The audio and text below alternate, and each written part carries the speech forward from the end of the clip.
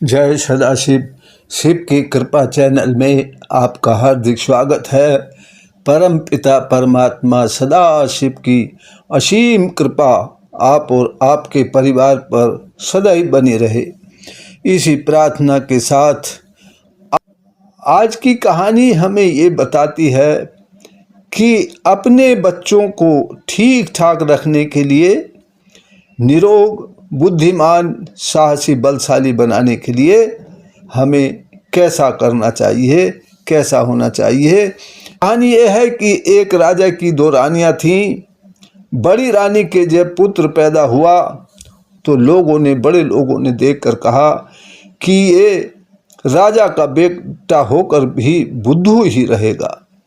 उधर छोटी रानी को भी एक पुत्र प्राप्त हुआ तो बड़े लोगों ने देखकर कहा कि ये बालक बड़ा ही होनहार दिखाई देता है, तो इसे देश का राजा ही बनाया जाएगा।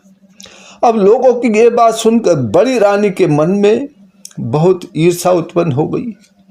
वो सोचने लगी कि छोटी रानी का राजकुमार राजा बन जाएगा, लेकिन मैं ऐसा नहीं होने दूंगी। ये सोचकर बड़ी रानी खाना पीना छोड़कर और रूठकर धरती पर लौट गई। राजा उसे मनाने गया तो वे बोली, यदि मुझे बचाना चाहते हो तो छोटी रानी को मेरी दासी बना दो। छोटा राजकुमार भी बड़ा होकर मेरे बेटे का दास बने, नहीं तो मैं भूख से तड़प तड़प कर अपने प्राण दे दूंगी। राजा विवश था। राजा होते ही हैं विवश, रानी के बस में होते हैं। तो उसने ये बात मान ली और छोटी रानी को उसकी दासी बना दिया। बड़ी रानी ने छोटी रानी को हुक्म दिया कि आज से तुम दोनों सुबह 4 बजे जागा करोगे, हमारे नहाने के लिए नदी से पानी भरकर लाया करोगे, दही बिलोकर हमारे लिए मक्खन निकाला करोगे, गायों का दूध दुहकर हमारे लिए जलपान तैयार किया करोगे। जब हम जागें तो हमें सब काम तैयार मिलना चाहिए। हमारे लिए तुम बढ़िया बढ़िया भोजन बनाया करोगे। गूदा गूदा हम खाएंगे, फलों का और गुठलियाँ छिलके तुम खाया करोगे। चावल चावल हम खाया करेंगे और मांड मांड तुम पिया करोगे। हम तले भुने मसालेदार पकवान खाएंगे, तुम दोनों कच्चा पक्का भोजन खाया करोगे। अब दिन को तुम दोनों जंगल में हमारी गाय चराया करोगे। रात को हम अंदर महल में सोएंगे, तुम बाहर सोया करोगे। हम दोनों आराम से रहा करेंगे, तुम दोनों काम किया करोगे। ये हुक्म बड़ी रानी ने छोटी रानी और छोटे राजकुमार को सुना दिया। छोटी रानी ने दासियों जैसे कपड़े पहन लिए। अब छोटे राजकुमार को भी फटे पुराने कपड़े पहना दिए। बड़ी रानी के सारे हुक्म मानने लगी। छोटी रानी स्वयं गुठलियाँ छिलके खाती, अपने पुत्र को अपना दूध जरूर पिलाती थी। जब उसका पुत्र कुछ बड़ा हुआ तो उसने कहा, बेटा गुठलियाँ छिलके खाओ और भगवान को शुक्र मनाओ, खुश रहो और बल बुद्धि बढ़ाओ। दोनों राजकुमार बड़े हो गए। बड़ा राजकुमार अच्छा तला भुना खाता, देर तक सोता, सब कुछ ऐसा आराम से जिंदगी बिता रहा था। छोटा राजकुमार अपनी माँ के साथ काम किया करता था, हुक्म बजाया करता था। उस देश का रिवाज ये था कि राजा के बूढ़ा हो जाने पर उसके पुत्रों में मुकाबला किया जाएगा। यदि एक से अधिक पुत्र होंगे तो मुकाबला किया जाएगा, जो भी विजयी होगा उसको राजा बनाया जाएगा। अब दोनों राजकुमार बड़े हो गए। राजा किसको बनाया जाए, मुकाबला कराया गया। मुकाबला कराया गया तो सबसे पहले जैसे ही कुश्ती प्रारंभ हुई तो बड़े राजकुमार खूब खा खा कर मोटे हो गए थे। उनका पेट मोटा हो गया था, उनसे उछला ही नहीं गया और वो अखाड़े में हाँफने लगे। दौड़ में भी इसी तरह रहा, बड़ा राजकुमार हाँफ गया और छोटा राजकुमार जीत गया। और इसी तरह तलवारबाजी में भी छोटा राजकुमार जीत गया। और जब बुद्धि का मुकाबला हुआ तब भी छोटे राजकुमार की बुद्धि तीव्र निकली। उसने सारे प्रश्नों के उत्तर दिए और सब तरफ से जब छोटा राजकुमार विजयी हो गया तब छोटे राजकुमार जिंदाबाद के नारे लगने लगे। अब बड़ी रानी बहुत नाराज हुई। उसने राजवैद्य को बुला करके पूछा कि बल और बुद्धि के मुकाबले में मेरे पुत्र की हार का क्या कारण है।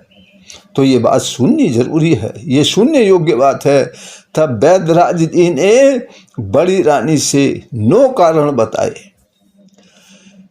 पहला कारण, बच्चे के लिए माँ का दूध अमृत के समान है, किंतु आप तो अपने पुत्र को गाय भैंस का दूध पिलाती रहीं, आपने अपना दूध नहीं पिलाया। आज की माताएं भी बच्चे को अपने दूध की बजाय गाय या भैंस का दूध पिलाने लग जाती हैं।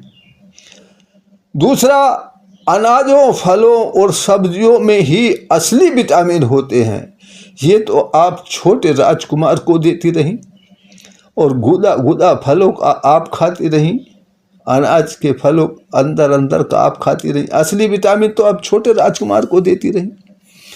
तीसरा कारण था, अधिक तलने भूलने से भोजन के विटामिन जल जाते हैं।